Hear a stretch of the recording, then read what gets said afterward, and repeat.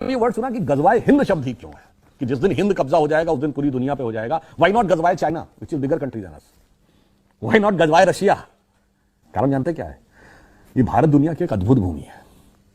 हम दुनिया की एकमात्र सभ्यता हैं जो हजारों साल से आज तक कभी नष्ट नहीं हुए। हम दुनिया की कॉन्शियस एनर्जी के वाइब्रेशन के सेंटर हैं। इसलिए कहते हैं ना, दिल्ली पे कब्जा कर लो तो हिंदुस्तान पे कब्जा हो जाएगा। अब जैसे इनका चैनल है, आप कोई कह दे कि साहब हेड ऑफिस पे हमारा कब्जा हो जाए तो फिर सारे ट्रांसमिशन पे हमारा कब्जा है। तो सुनिए, दुनिया की वाइब्रेंट एनर्जी का जो हेड ऑफिस है वो भारत है। इसलिए यहां हवा में सिद्धांत नहीं दिया गया कि गजवाए हिंद करना है। तो भारत के अंदर एक अद्भुत शक्ति है, बट अफसोस जानते क्या है, हम ही नहीं समझते अपनी शक्ति को।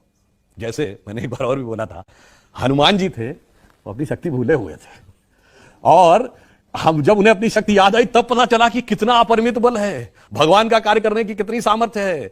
अब समस्या क्या है कि जैसे थोड़ी थोड़ी शक्ति याद आ रही है तो बहुत सारे काले नेमी लगे हुए हैं कि नहीं नहीं सोते रहो, शक्ति याद नहीं आनी चाहिए। इसलिए मगर याद रखिए, आपके अंदर इतनी शक्ति है, इतनी अपरिमित शक्ति है कि उसको अगर आप देखेंगे तो आप, जैसे मैंने एक फॉरेन में एक स्पीच जी जगाना पड़ता है, और जब जागृत हो रही है तो एक और बात समझिए, मैं लास्ट में कहता हूं, इंडिया क्या है।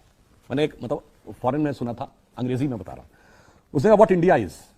आप कहेंगे India is a geographical entity, जमीन का टुकड़ा। उसने कहा no, it's more finer and subtle than that, यानी इससे ज्यादा सूक्ष्म है। आप कहेंगे चलो, अगर इतिहास से ज्यादा मतलब भूगोल से ज्यादा सूक्ष्म है तो इतिहास नहीं है, उससे ज्यादा सूक्ष्म है। तो आप कहेंगे उससे ज्यादा सूक्ष्म क्या है? संस्कृति।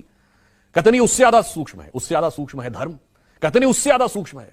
तो उससे ज्यादा सूक्ष्म है अध्यात्म। कहता नहीं, उससे ज्यादा सूक्ष्म है। तो कहता उससे ज्यादा सूक्ष्म क्या है भारत में? तो जानते क्या बोला उसने? कहा भारत वो धरती है, जैसे सूर्य में प्रकाश कैसे आता है, न्यूक्लियर फ्यूजन होता है ना, दो हाइड्रोजन के न्यूक्लियस मिलकर हीलियम बनाते हैं, और हाइड्रोजन बम भी ऐसे ही बनता है। और जब बम का विस्फोट होता है तो वहां पे बहुत सारे रेडिएशंस फैल जाते हैं ना। तो उन्होंने कहा भारत वो धरती है जहां हजारों सालों में हजारों लोग ऐसे हुए जिन्होंने अपनी चेतना का फ्यूजन परमात्मा की चेतना के साथ करने में सफलता हासिल की, और उस फ्यूजन के साथ एक चेतना का विस्फोट होता है जिसकी तरंगें उस क्षेत्र में विद्यमान रहती हैं। जिसको उस तरंगों को समझने की क्षमता आएगी वो भारत का अनुभव करके आएगा, अन्यथा वो बिल्डिंगें और इमारतें देख के चला आएगा, कभी भारत को नहीं समझ पाएगा। बस ये समझिए कि वो वाइब्रेशन के कारण ही दुनिया में सबका टारगेट भारत है।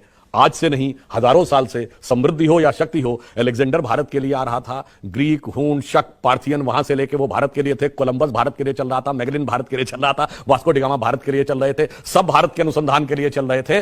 बस भारतीय अपना अनुसंधान नहीं कर रहे हैं। एक बार अंदर झांकिए और सारा का सारा आपके सामने शक्ति